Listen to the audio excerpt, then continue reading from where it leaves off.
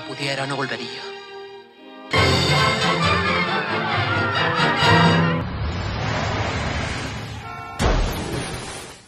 La idea de México es sin duda producto de una reflexión. Entonces, pensar México es el primer paso para contribuir a su factura. Iniciar esta reflexión desde las imágenes dinámicas que nos provee la cinematografía es dotarnos de un referente que es a la vez estético, social y simbólico. ¡Ah, qué mi licenciado! El cine provee imaginarios, nos hace ver de diversas formas según la época y en función de los contextos políticos y estéticos que dominan en cada momento. ¡Viva la revolución! La cinematografía, documental la primera, épica después en el tiempo de la revolución, ficciosa, romántica, de comedia, intelectual, simbólica y globalizada más recientemente, es un buen escaparate para mirar nuestro devenir. Aquí, Batallón Olimpia, nadie se mueva. La idea de México en el cine es un reflejo, sí, pero también una realidad. Asomémonos a ella y aprendamos de nosotros para proyectarnos en la pantalla de la historia donde sin duda México se seguirá contando.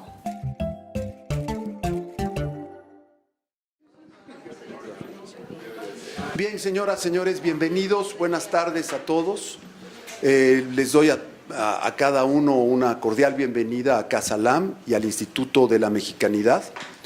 El Instituto de la Mexicanidad, de reciente creación, hace poco menos de un año estamos funcionando y nos acoge muy amablemente Casa LAM. Ha tenido por propósito el reunir a pensadores, intelectuales, a investigadores de toda índole, académicos, profesores, jóvenes, para reflexionar en los denominadores comunes de nuestra identidad.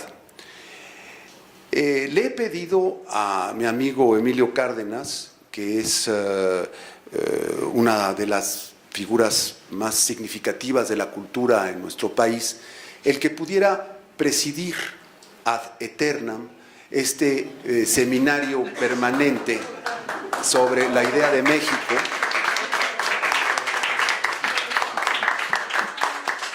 Y estoy convencido que su idea de inaugurar esta reflexión sobre la idea de México, sobre la que él ha trabajado intensamente durante muchos años, ha presidido un seminario sobre este tema en la Facultad de Ciencias Políticas, la buena idea de hacer de inaugurar este seminario permanente sobre la idea de México con la idea de México en el cine.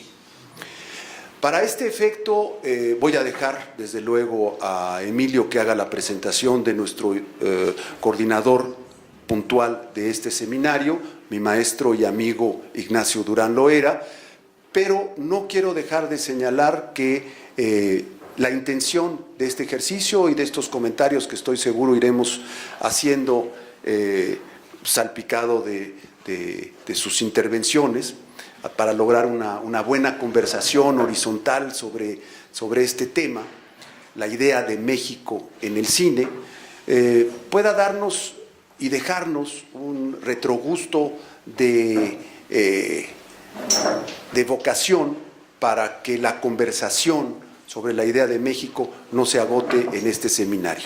Me parece que la idea de México en el cine pretexta perfectamente una reflexión que es desde luego mayor que las imágenes que nos provee el cine, pero que nos deja un retrogusto y una intención, decía yo, de pensar México y pensarlo sustantivamente.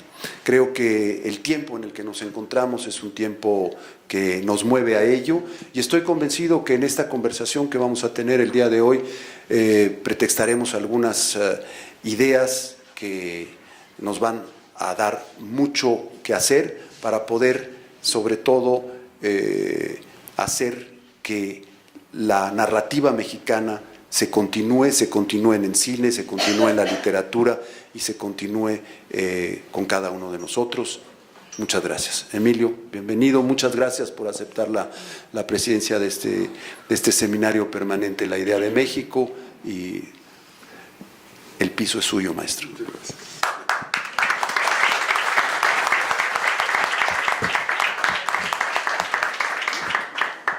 Yo quisiera empezar antes de la presentación y darle el micrófono con 2 o 3 ideas así muy impresionistas y que pues a mí me parece muy interesante.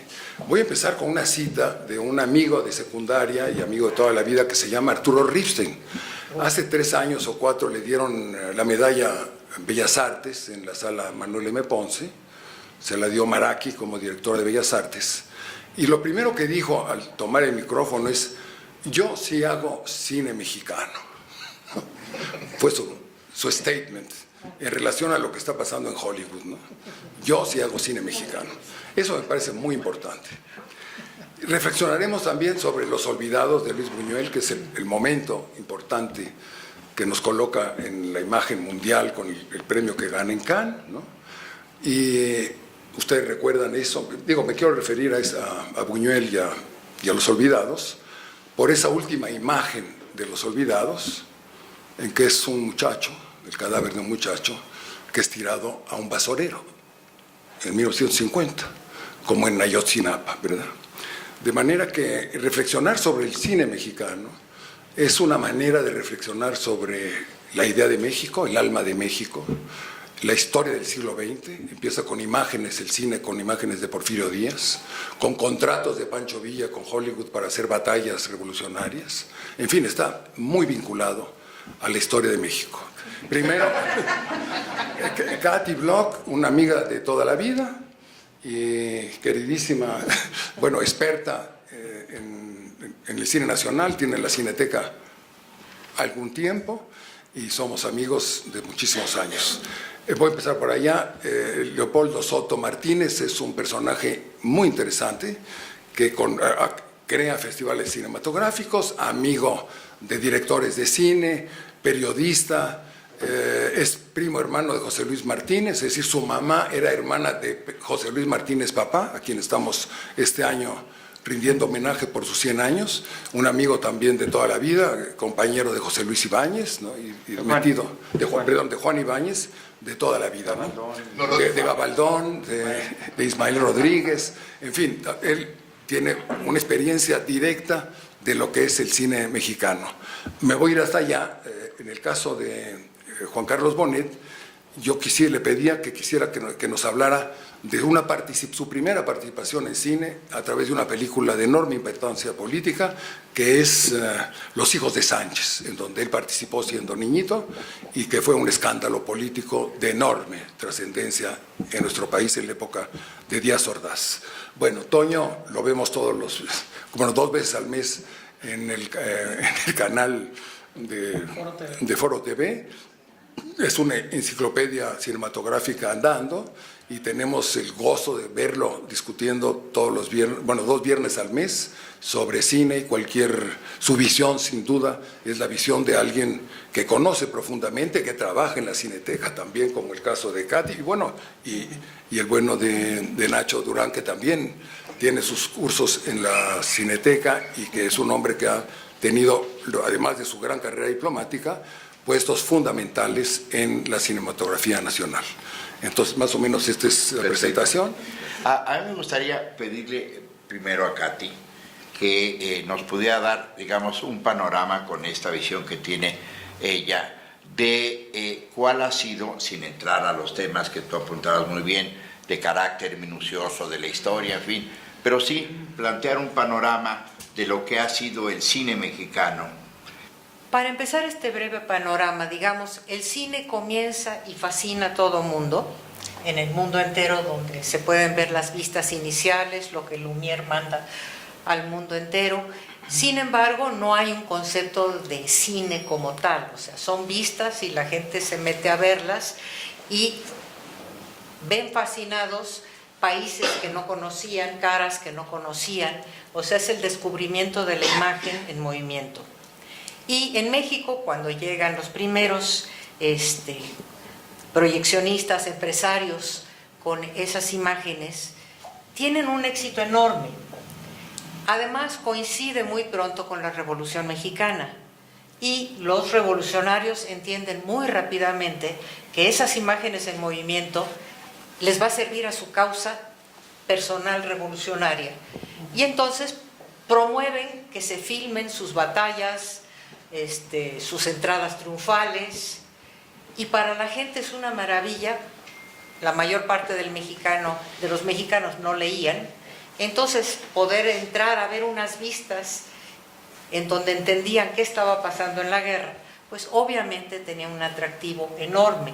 Todo eso hace que muy pronto en México, que no es exactamente el caso en otros países, la gente se vuelve ávido de ver la siguiente vista, el siguiente corto que les van a presentar. Y desde entonces a la fecha, el mexicano adora las imágenes en movimiento.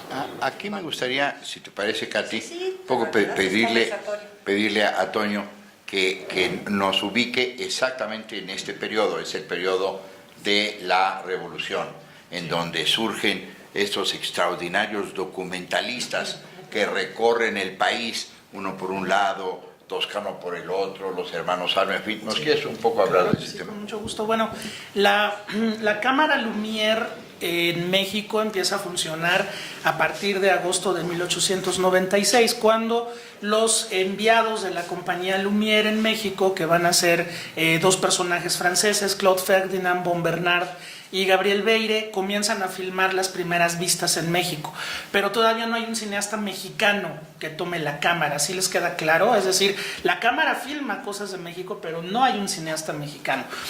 La cámara Lumière era un aparato muy caro, según sabemos, con Georges Méliès y con algunos otros personajes. Tenían que recurrir a créditos bastante fuertes para poder comprarse una cámara Lumière, que lo que te vendían los hermanos Lumière era más o menos lo siguiente: vendían una especie de kit, ¿no? Sí. La cámara, que era cámara, impresora y proyector al mismo tiempo, por eso era una maravilla el aparato, y vendían material virgen y vendían también material de stock, es decir, tú podías convertirte tanto en cineasta como en exhibidor. Podías pasar la comida del bebé, la llegada del tren, la salida de los obreros de la fábrica, y al mismo tiempo ir armando tu propia producción de cine. Así fue como empezó. Los cineastas empezaron a surgir por diferentes partes, y bueno, en la historia del cine mexicano, sin duda el más relevante de esos pioneros se va a llamar Salvador Toscano, un ingeniero que había trabajado en el servicio de obra pública de Porfirio Díaz. Le gustó el cine, él asiste a algunas de las primeras funciones del cinematógrafo, y bueno, con un crédito entre España, Inglaterra y Francia, logró juntar dinero, más aparte de sus propios ahorros, para hacerse el primer exhibidor, productor y director de cine en México. Y bueno, Salvador Toscano comienza la producción, y esto se va a ir replicando en diferentes personajes. Por ejemplo, Jorge Stahl. Jorge Stahl era un hombre que hace documental también en la época de la Revolución, pero sobre todo con Jorge Stahl vamos a tener al primer laboratorista serio del cine mexicano. Él tenía los estudios México Films aquí en la calle de Fernando Montes de Oca, en la colonia Condesa. De repente se le quemaba, de repente le explotaba el nitrato, se le morían los empleados. Ni modo, es riesgo del cine, pero él fue el primer laboratorista serio. Luego vendrán los hermanos Alba, que eran un grupo de hermanos de por allá del rumbo de Jalisco, de Guanajuato, que van a empezar a hacer su propio cine, y también Jesús H. Avitia y el señor Enrique Rosas, que lo vamos a dejar hasta el final. ¿Por qué? Porque bueno, estalla la Revolución en 1910 y cada uno de los pioneros se va con diferente caudillo. Salvador Toscano va a registrar muchísimo del zapatismo. Los hermanos Alba se van con Pancho Villa, también Jesús H. Avitia. Por otro lado, Enrique Rosas va a estar como itinerando entre todos los frentes de batalla, y entonces tenemos las primeras grandes vistas de la Revolución. Y entonces cada uno de estos caudillos se va por su lado, los camarógrafos se van con ellos y van mandando las vistas a la capital. Es la manera como el público capitalino se enteraba de la batalla de Celaya, de la muerte de los hermanos Cerdán, en fin, de los grandes episodios de la Revolución. El que pone un tope a toda esta producción, ya para terminar esta intervención que me pide Nacho, es Venustiano Carranza. Venustiano Carranza, una vez firmada la Constitución del 17, impone una terrible ley mordaza a la producción de documentales, porque obviamente no le no le convenían algunas cosas que se podían ver por ahí, entonces los documentalistas se pasarán, digamos, al lado de la parte oficial, van a seguir trabajando en el género del documental, pero hay algo más. Como bien decía Katy, empieza el cine de ficción, la producción de ficción. Y por eso dejé al final a Enrique Rosas.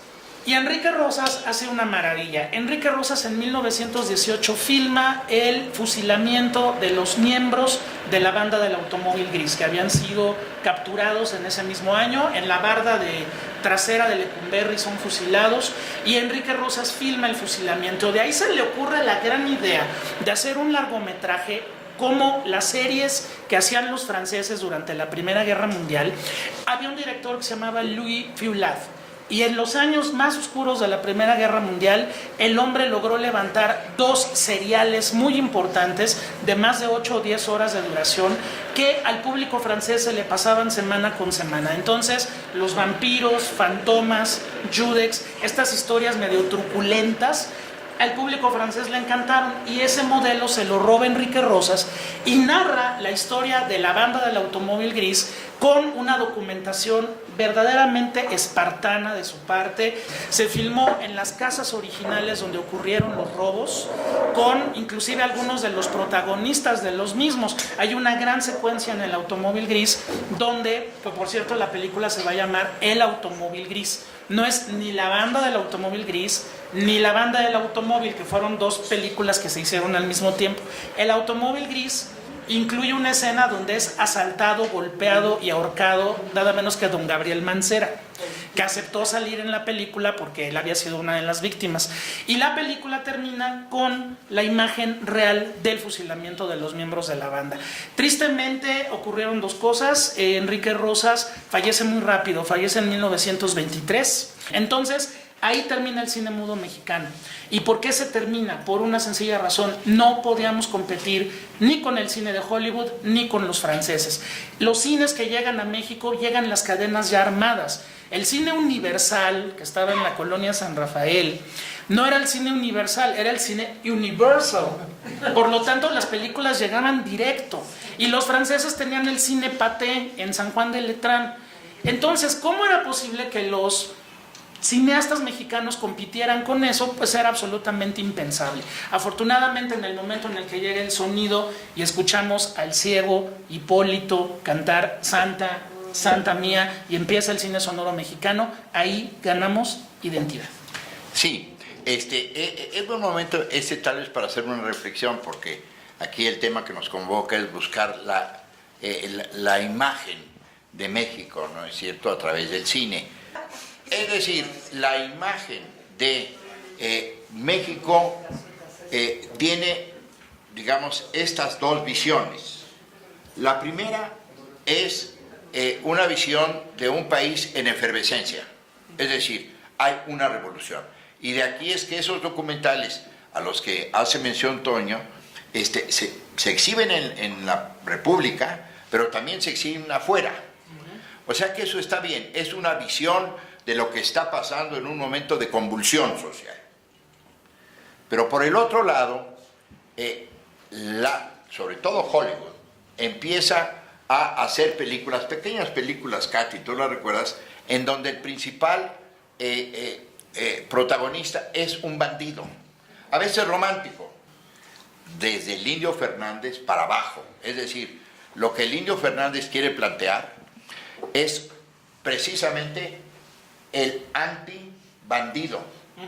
¿Me explico? Exacto. Es decir, no quiere que la imagen de México sea la del bandolero, sino que México sea concebido como ese universo espléndido, vamos a hablar un poquito más de él si quieren, en el que nos mete Emilio Fernández.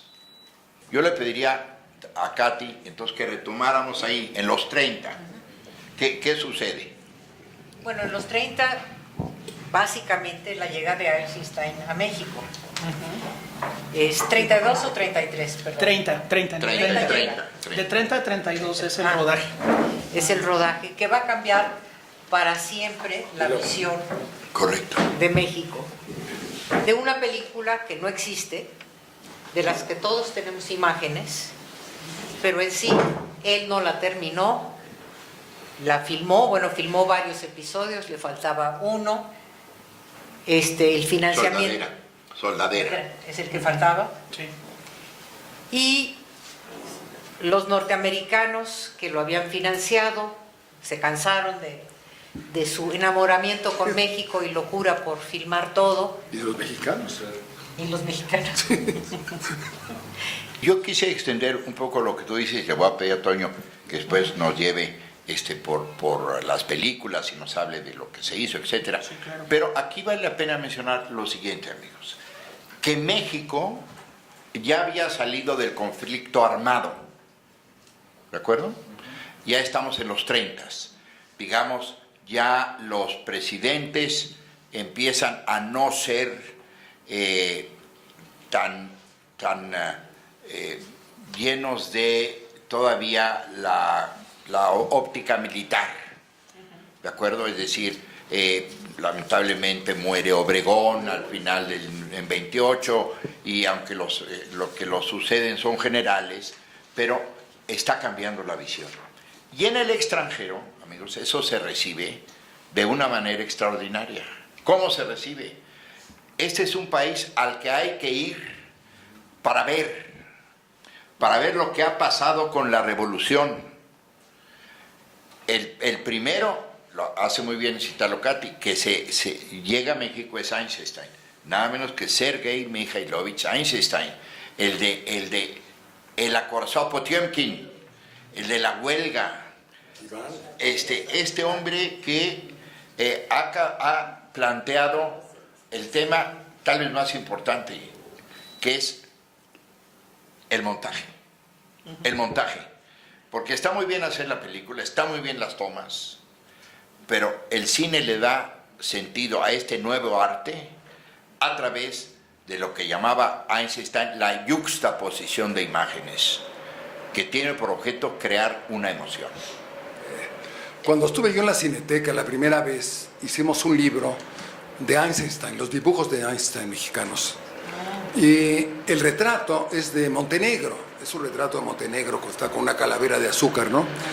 Es interesante porque todos estos extranjeros que vienen en los 30s se van a encontrar no solamente con los magueyes, bueno, sí, se encuentran con los magueyes, pero con los magueyes de Orozco, se encuentran con Siqueiros, se encuentran con Diego Rivera, se encuentran con un momento extraordinario de la plástica mexicana, que es la épica de la Revolución Mexicana, y se fascinan de los indios, pero de los intelectuales como Siqueiros y como Diego Rivera, en fin, se había pasado 10 años en París con Picasso, y quedan fascinados por esa potencia espiritual que se desarrolla durante los gobiernos de los generales revolucionarios mexicanos, que no pasó lo mismo con los abogados y mucho menos con los economistas.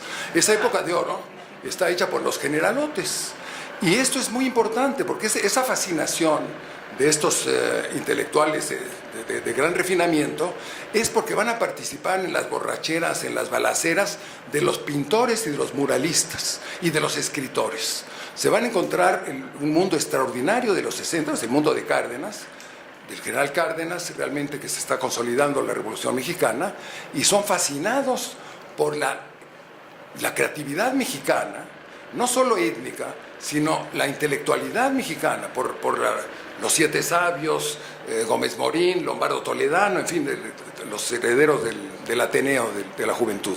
Esto es muy importante, esa impresión que se van a llevar ellos, porque conocen a los mexicanos de gran talento que están representando la imagen de México. La historia de México la tenemos los mexicanos no por los libros de historia, sino por los muralistas.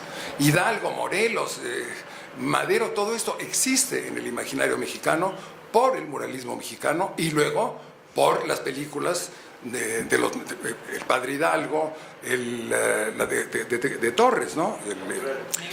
Miguel Contreras Torres, Morelos, en fin, todo no solamente los muralistas están exaltando la historia de México, sino el cine, que eran unos generalotes además, era general, ¿no? Todos los generales se meten al cine y hacen muy buenos negocios. Y son los que empiezan a hacer, bueno, La Virgen que forjó una patria, ¿no? Empieza a meterse con los problemas simbólicos, la vida del padre Hidalgo, la vida de Morelos, la vida de Juárez, que hace Paul Mooney, la vida de, bueno, posteriormente la vida de Zapata, nada menos que con Marlon Brando, en fin, viene toda esta recreación pues una hibridación entre el talento extranjero que viene a México y la manera en que los mexicanos, grandes creadores, grandes escritores, grandes fotógrafos y directores, los apantallan, ¿no? Y yo quisiera luego platicar un poco por qué son tan apantallados los extranjeros con la cultura mexicana. En otro momento quisiera comentarles algo muy importante de la manera en que los extranjeros se impresionan con la cultura cinematográfica de nuestro país por la gran cineteca que tenemos. Yo no conozco ninguna en el mundo como la que nos dejó la señora Sáizar, ¿no? Y la cultura cinematográfica de los mexicanos, las escuelas de cine donde ustedes estudiaron y crecieron, ¿no? Porque es muy importante esa parte, lo dejo para otra intervención. Así es, y ese es precisamente un buen momento para decir, hacer una especie de corte de caja. ¿Qué ha pasado en los 30? En los 30 se forman los géneros, amigos, pero apunta muy bien, Toño, que lamentablemente el género que tiene más éxito de todos es la comedia ranchera. La escena es Tito Guízar de un lado, Lorenzo Barcelata del otro. Se están echando coplas, que cada vez las coplas van subiendo de tono, porque ha habido una carrera del caballo palomo que ha ganado Tito Guízar. Y entonces Barcelata le dice: yo con mi mujer no hago combinación. Y ahí viene la respuesta terrible de Tito Guízar, que le dice, y la cito porque esa va a ser la guía de muchas películas de la comedia ranchera musical. Eso que me acabas de decir en verso, me lo vas a sostener en prosa. Es decir, en ese momento, todos los lugares comunes que vemos, eso está ya prefigurando, amigos, de una manera clarísima, a Jorge Negrete, a Pedro Infante, al macho mexicano, borracho, parrandero y jugador. Y mujeriego. Claro, otra vez vamos a la imagen de México, ¿no es cierto? Ese es el estereotipo, amigos, no tanto en los Estados Unidos ni en Europa, pero sí en América Latina. Y entonces, esto nos lleva a que la imagen de México, se ha hablado mucho, amigos, de la época de oro. Y la época de oro está basada en la comedia ranchera, está basada en el musical, digamos, como a la Ismael Rodríguez, porque hay pocas épicas. Sí. México, y tal vez por razones de carácter presupuestal, es decir, es muy difícil reproducir, amigos, pues el Coliseo de Roma, digo, no hablemos de eso, pero el pasado prehispánico requiere una inversión muy considerable que el inversionista mexicano se sabe de antemano que es muy difícil que se recupere en los llamados territorios nacionales del cine mexicano, que es fundamentalmente España y América Latina. Porque aquí se cierne, y entramos a los 50, le voy a dar la palabra a Emilio para que hable de un tema que le interesa mucho, que es Luis Buñuel. Entramos a los 50. Pero yo quería, mira, antes como conoció muy bien a Ismael Rodríguez, que nos cuente un poco, Leopoldo, de la visión de Ismael Rodríguez. Pero sin querer despega el cine mexicano, permea tanto. Ahorita me permití traer una tesis que es un amigo mío colombiano, de lo que había permeado todas esas películas de Pedro Infante, particularmente en Colombia y en el Caribe. O sea, era un niño de bajos recursos, generalmente negro en Colombia, en Cartagena moría de desnutrición y todo el mundo se identificaba con Pepe el Toro, con todos los melodramas, y no era casualidad que Películas Mexicanas tenía 2 cines en Cartagena. Gran parte del cine mexicano se financiaba, como le hace Hollywood, con anticipos de Sudamérica, y particularmente Colombia se identifica con el cine mexicano. O sea, la clase alta colombiana aspira a ser inglés, bebe whisky, hace casas del tabique, muy ingleses, y la clase baja, como esta serie del narco de Rodríguez Chaga, el mexicano, dormía en una cama de piedra, y su finca era Cuernavaca. En el fondo quería ser como Pedro Infante. Es decir, el cine, la identidad del cine mexicano, yo creo que gracias a Pedro Infante transpiró a toda Sudamérica, particularmente Colombia, Venezuela y otros territorios que también iban de la mano con la industria, y había una cantidad de cines en toda Latinoamérica que tristemente se perdieron, y no solo Latinoamérica, sino en España hasta la fecha. O sea, no es de extrañarse el éxito de Vicente Fernández en España, o cómo resurgen cantantes españolas con letras de mariachis. Sí, sí. Aquí vale la pena, ya hablamos, y como el tiempo pasa, no quisiera yo extenderme sobre temas que yo creo que son del conocimiento de ustedes. Voy a pasar un poco por alto al Indio Fernández, porque su obra es muy conocida. Saben ustedes que se inspira, tú hablabas de los muralistas, Gabriel Figueroa, tú le hiciste esas grandes entrevistas a Gabriel, en las que confiesa de una manera muy clara que su inspiración era Orozco. Pero creo que la imagen, la película, el acontecimiento que define los años 50 para la imagen de México, no para la industria, ya hemos hablado que se formaron los géneros, en fin, no, para la imagen de México es Los Olvidados. Y le doy la palabra a... Bueno, es importantísimo pensar que, Buñuel, a quien yo conocía, bueno, y todos los de mi generación lo conocíamos en el Cineclub del IFAL, junto con Octavio Paz y Carlos Fuentes, iba al mejor cineclub de México, que estaba en el Instituto Francés de América Latina. Es el símbolo, y por lo cual está aquí el nieto de Ofelia Guilmén y el hijo de Juan Ferrara, porque él salió en una película muy importante políticamente que se llama Los Hijos de Sánchez, y es la razón por la que invité a Juan Carlos Bonet. Buñuel,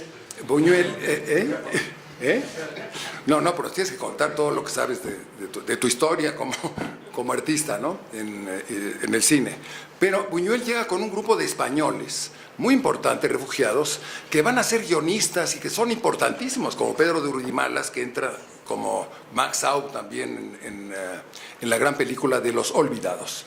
Pero esta película de los 1950, que se lleva el premio del mejor director en Cannes, es una película fundamental, Los Olvidados.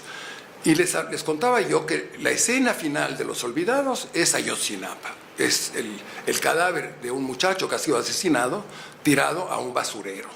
En fin, la vida no vale nada, ¿no? Como hemos visto en Iguala y en otros lugares. Esta importante película fue prácticamente boicoteada y censurada por el alemanismo, y un joven diplomático que era Octavio Paz, en contra de su embajador que era Torres Bodet, se dedica a ir a ver a Picasso, a Cocteau, a Mauriac, a todos los intelectuales, y a repartir un escrito de él en Cannes, diciendo de la importancia de Los Olvidados de Luis Buñuel.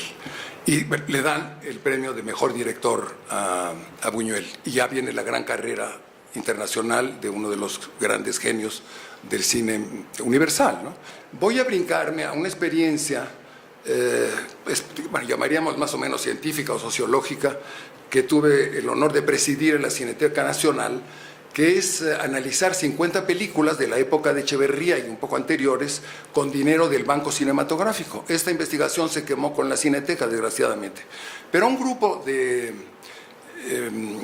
investigadores encuestamos 150 películas, viendo cuántos policías salían, cuántos curas, cuántas prostitutas, cuántos cabarets, cuántos aristócratas, cuántas peleas de gallo, en fin, se hacía una encuesta como 50 preguntas a cada una de las películas, ¿no? Lo que yo encontré realmente, por la cantidad de datos que podíamos obtener, a diferencia del realismo poético, que mañana va a empezar Nacho en la Cineteca, es que México aportaba a la cinematografía universal una cosa que se llama el realismo sórdido. El realismo, que es la mirada de Velázquez, que no le tiembla la mano al fotógrafo para sacar una basinica llena de mierda en primer plano, o un vómito, bueno, al Pepe el Toro y la electrocutada espantosa. En fin, todo esto de las prisiones y del asesinato y del negro, del ciego, que friegan a los muchachos en Los Olvidados, no solamente el final de Los Olvidados, sino todo lo que está pasando en Los Olvidados, ¿no? El hambre, la miseria. Esto era un problema político muy grave, porque la imagen que estábamos en ese momento proyectando al mundo era ciudad universitaria, un hito en el urbanismo y en la arquitectura mundial, la ciudad universitaria de Miguel Alemán, el mundo de Alibaba y los 40 ladrones, ¿verdad? Una cosa fantástica.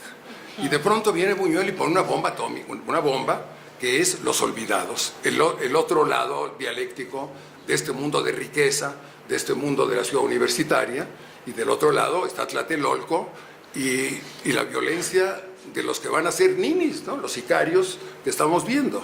Pero la manera en que el cine mexicano puede retratar esa violencia, esa crudeza, pues viene de Coatlicue, yo creo, ¿verdad? Viene también de La Calavera, de Catrina, en fin. No les tiembla a los fotógrafos ni al equipo que se saquen así las imágenes, ¿no? Y esto sí creo, a mí por lo menos en aquel grupo de sociólogos, digamos, que investigábamos esto, me impresionó muchísimo. Entonces, esta visión, no quiero que con eso eliminemos la parte luminosa de nuestra nación y de nuestra patria, ¿no? Pero no estamos viviendo realmente momentos muy luminosos, y el cine mexicano se regodea de una manera extraordinaria, ¿no? Recuerden ustedes el linchamiento de Canoa, ¿no? Toda esa liberación que tiene que venir después del 68 por parte de Echeverría y luego de López Portillo, viene a permitir, bueno, que se hagan unas películas del realismo sórdido, que es una parte del alma mexicana y que no podemos ocultar, y que de alguna manera sigue siendo parte de nuestra realidad, ¿no? Entonces, hay esa parte. Yo no sé si de ahí pasar a un testimonio de los hijos de Sánchez, los hijos de Sánchez, porque eso tuvo repercusiones políticas muy importantes, ¿no? Y yo quisiera referirme, yo soy literato, me gustan las cosas de los géneros, y siempre he visto nuestro país a partir de la imagen que tenemos de nosotros mismos con un país profundamente melodramático. En la política somos más esperpénticos, pero en la ficción nos gusta el melodrama. El asunto tanto de Los Olvidados como de Los Hijos de Sánchez es muy grave, porque hay una parte de la doble moral que tenemos los mexicanos. Es decir, por un lado queremos impulsar esta imagen idílica de México, del campirano bonachón, noble, mujeriego y jugador, y de las mujeres bellísimas, y de los magueyes y de la fotografía bellísima de nuestros campos, de la exuberancia de México y en general de Latinoamérica, y queremos dar esa idea de que somos echados para adelante, pero además borrachos y mujeriegos.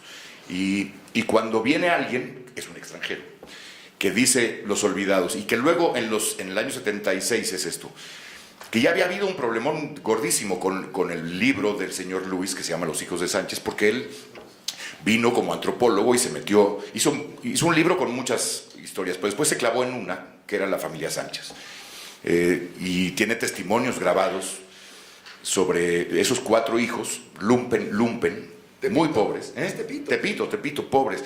Y entonces la inteligencia mexicana se ofende al entender que gente tan lumpen era tan articulada y tan inteligente. Y tan es así que, bueno, cuando se publica el libro por el Fondo de Cultura Económica, pues le cuesta la chamba al director. En fin, yo quería plantear esto porque sí creo que tenemos que hacer una autocrítica en cuanto a esta entendida alma mexicana, que sigue pasando ahora. Hubo censura terrible cuando Los hijos de Sánchez, cuando Los olvidados, pero también nos seguimos censurando ahora. Es increíble que por lo que está pasando el país, en todos los términos, pero me refiero a la violencia, a la ingobernabilidad, a la irritación, a la polarización, a todo esto, sigamos filmando Pepe el Toro. Porque es increíble, ahora ya hay dinero para el cine y hay muchos más cineastas y hay una escuela fantástica de cine y están todas las condiciones. Y los más vanguardistas, bueno, quitando Arraigadas y algunas excepciones, seguimos filmando las mismas tonterías y las estamos haciendo ahora mucho peor. Yo creo que está clavada en nuestra alma esa alma melodramática de llorar por tonterías, de ensalzar tonterías, de reírse de tonterías, porque de verdad es que nuestra comicidad, estoy hablando en términos dramatúrgicos, que es lo que a mí me interesa, ha avanzado muy poco, salvo unas cuantas excepciones, siempre hay excepciones. A mí me parece indignante que hagamos comedietas románticas al estilo de Hollywood. Tal y como está la cosa, hacer tantas comedias románticas con dinero público me parece hasta una ofensa. Me parece no entender de qué va la vida, de qué se trata el arte cinematográfico y en general todo el arte. Ese es mi apunte. Creo que tenemos que reflexionar y autocriticarnos seriamente sobre eso. Somos esperpénticos por una parte y somos melodramáticos por otro, y eso está instalado y se lo debemos no tanto al cine, pero sí a la televisión. Es importante. Sí, caemos en el tema de siempre, amigos, y lo apuntaba Toño al principio de esta plática, y es que son las compañías productoras y distribuidoras, sobre todo de los Estados Unidos, algo de Francia, las que, no exagero al decir que tienen copado el mercado de México y de Latinoamérica y creo que del mundo. Es decir, el dueño del cine, en este caso recordemos que solamente hay dos cadenas de exhibición en el país, tiene un trato privilegiado para las compañías de Hollywood. Se hacen 175 películas al año, amigos, en este país. Para dar una idea de cómo ha avanzado y se ha abierto la industria, cuando yo era el director de El IMCINE, a duras penas y sintiéndonos muy bien, hacíamos 15 al año. Ahora se hacen 175. Un año se hicieron 6. Y que una de las cosas que gravita sobre el tema que estamos tratando es que esas películas se hacen, pero no se ven. Se mencionaba hace un momento el concepto de la identidad. Este es un concepto huidizo, muy poco aprehensible, del que se habla mucho. Pero tal vez lo que vale la pena decir es que la identidad es la del mexicano, contradictoria, multifacética, se representa muy bien con las películas que hacemos. Es decir, tanto las películas que tienen que ver con las historias de amor, el melodrama, tú hablabas, el melodrama es un tema, es un género que a partir del Río Bravo llega hasta la Patagonia. Fundamental. Es decir, y no solo, también tú lo mencionabas, no solo en el cine, se mostró con muy buenas cartas credenciales en la literatura, ¿no? Así que, finalmente, la imagen, quisiera ya ir haciendo una conclusión de esta mesa. Yo le pediría, en primer lugar, a Apolo que hicieras una pequeña conclusión. Yo creo que el cine mexicano nos debemos sentir muy orgullosos porque nacimos con identidad. Las primeras vistas taurinas, nosotros teníamos a Gaona, una gran afición, o sea, nosotros éramos protagonistas. Después que viene la Revolución, después que viene Villa filmado, eso no sucedió en ninguna otra parte en México. Yo no veo a la Mutua yendo a filmar a los cosacos en las batallas contra el zar. O sea, de verdad, eso es mágico. Claro. La llegada de Buñuel, Eisenstein, algo que fue el epicentro de la fotografía, Edward Weston y el decálogo que escribe en la revista Taller de su punto de vista de la fotografía, pero llega también Paul Strand, pero también surge Figueroa, llega Tissé, o sea, tenemos una riqueza, el propio Cartier-Bresson, al lado de Álvarez Bravo, ¿cuál es mejor que todos? Yo diría que todos. Sí. O sea, tener un punto visual, un punto musical con los Revueltas es algo que pocas veces se da. O sea, no es accidente que tiempo después Lubezki gane el Oscar o Guillermo Navarro. O sea, el mexicano tiene una educación visual que no viene del día de ayer. Entonces, así es. Ha sido una historia muy sui generis y nos están ayudando a vernos en un espejo para decir, pues sí es cierto. La Cineteca en Toronto, que son muy soberbios, te enseñan esto es el nuevo centro del TIFF. Digo, oiga, ¿y cuántos millones de espectadores meten al año? Pierce Handling, ¿no? Muy soberbio. Millions. Nosotros que somos tercer mundo metemos por lo menos más de 1 millón de gente. Un poquito más de 1 millón. Deben meter como 5, ya que son no más. O sea, creo que tenemos un gran potencial y es un momento donde sí está encontrando la identidad del cine mexicano. Claro, es uno con más, con menos talento, pero ya es algo que no está a discusión. Muy bien. Katy. Sí. Yo... Le paso el micrófono. Perdón, sí. Bueno, además de esta identidad que ya tiene el cine mexicano, yo quiero mencionar, nada más para redondear un tema que no se tocó, que fue la incursión de las mujeres en el cine. Correcto, sí. Bueno, mencionó Toño a Tatiana Hueso, mencionamos a Matilde Landeta. Sí, empecemos con Matilde Landeta en los 40s, que tuvo que disfrazarse de hombre para que la dejaran dirigir, o simbólicamente se disfrazó de hombre con bigote y sombrero y todo, porque la habían boicoteado, porque las mujeres no tenían derecho a ser asistente de director, porque eso en el sindicato les permitía ser director después.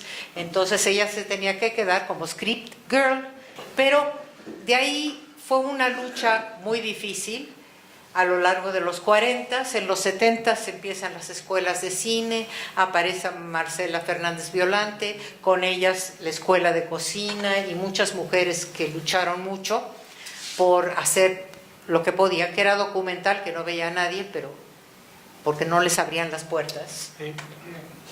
Y de ahí en los 80s, gracias aquí al maestro Durán, las mujeres empiezan a filmar películas que se exhiben comercialmente.